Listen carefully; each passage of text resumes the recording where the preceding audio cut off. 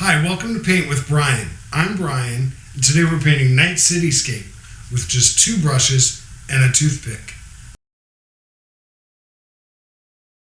We'll just be using the large brush, small brush, toothpick, white, blue, black, yellow, and red.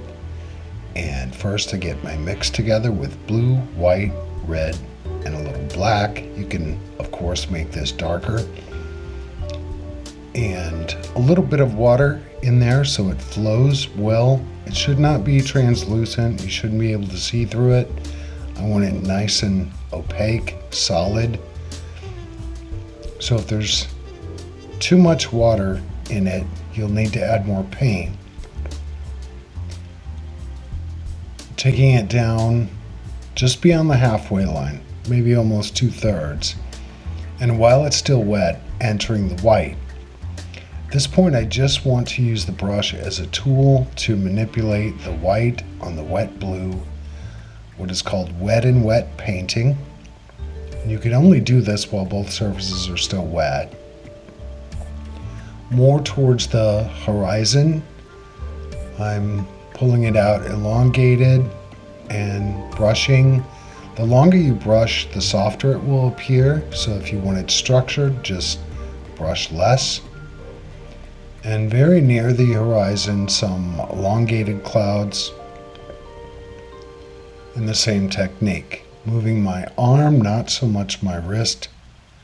A little bit of white in the center to contrast while it's still wet.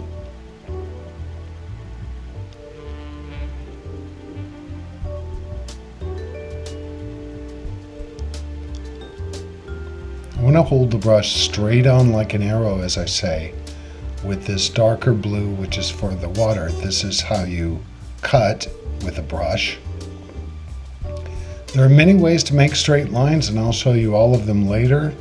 For now, we will freehand this, and I just work up towards the line slowly, holding my brush straight on and moving my arm, not my wrist, on this 16 by 20 canvas.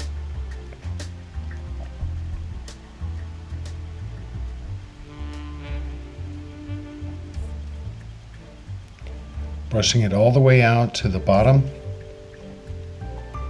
and then adding a small bit of white to the brush in elongated strokes. This will represent reflections in the top of waves. And with perspective, the further it goes back, the thinner these will be. So as we move forward, we'll skip a little bit to leave a thicker dark section. I'm rounding up a little bit on the top of the wave and should keep a tapered edge. Room for one more towards the front here.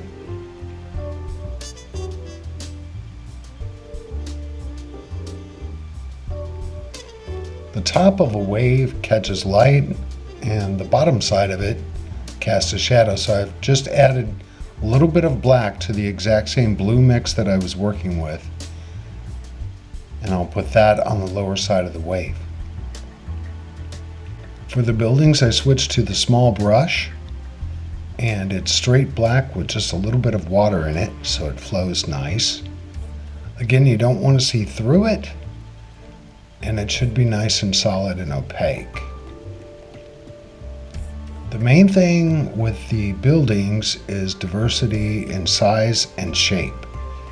No 2 buildings are the same unless they were designed that way in a larger complex, usually. So I'm making up different heights, different shapes.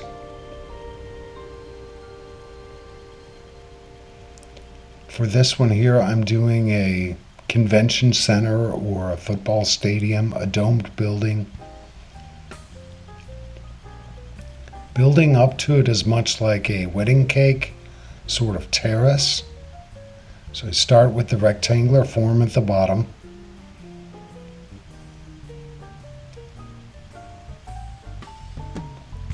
Get it brushed out nice and opaque. And then I add the second level, which is just another rectangle.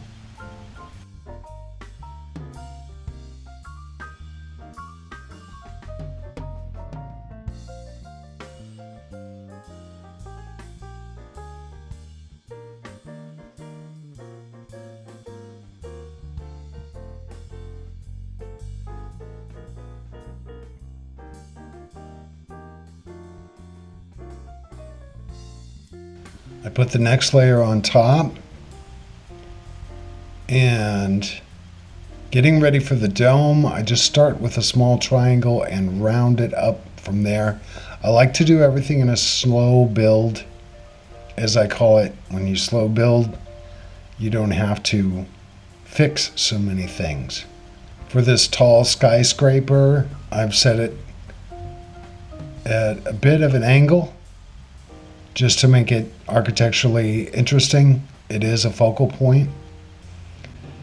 And once I get the rest of the buildings on, I just add a little bit of white to the same black, stir it up, make sure I have water in it, and I'm adding this second value to the right side of the buildings because the moon will be on the upper right and light comes down and catches on the right side of the building.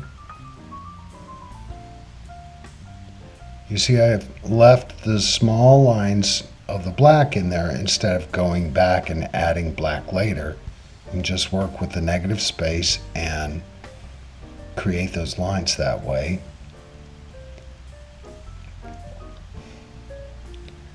On our tall skyscraper,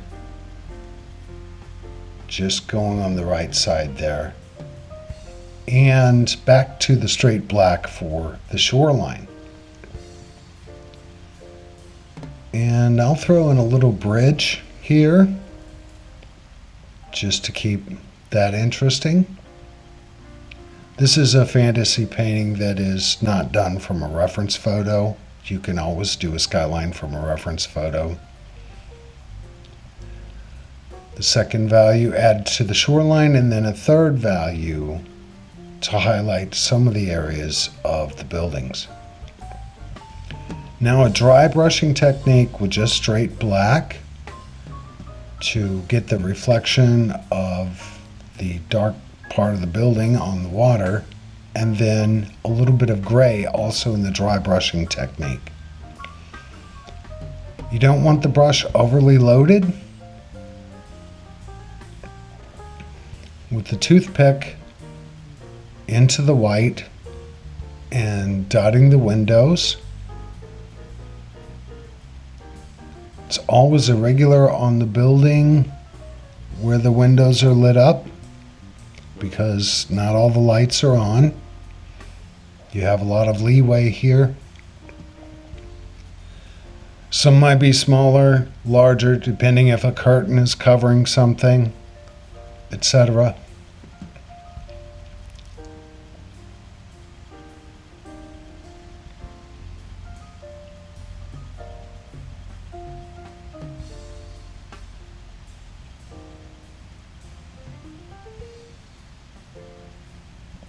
Some accent lights around our stadium.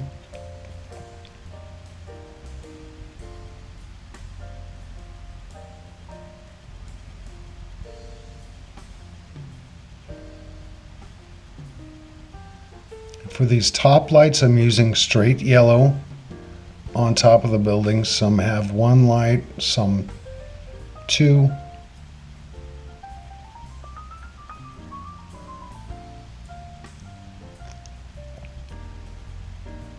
Yellow accent lights on the side of the bridge.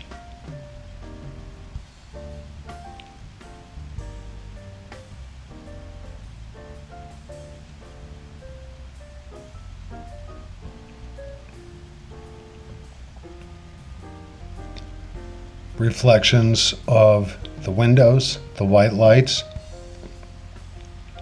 I'm just tapping it on there and running my thumb across it. You could also use maybe a slightly damp napkin.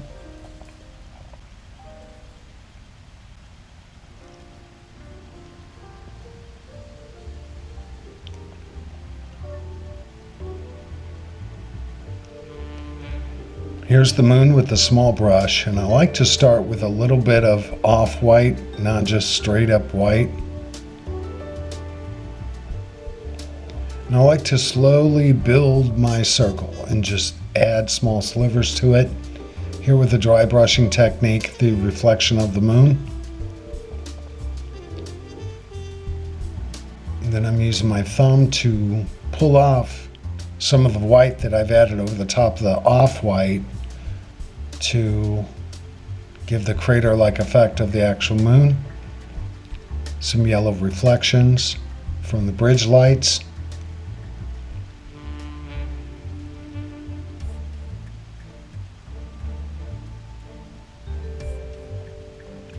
Stars, which are different sizes, and they're not all spaced the same distance apart. It looks better when you have two of them close, some far apart, a small one, a big one.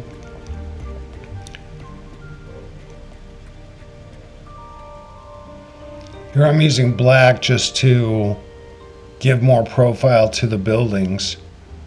Whether there's an air conditioning unit on top or a chimney. And I sign this with white and water, but any contrasting color works, whatever you prefer.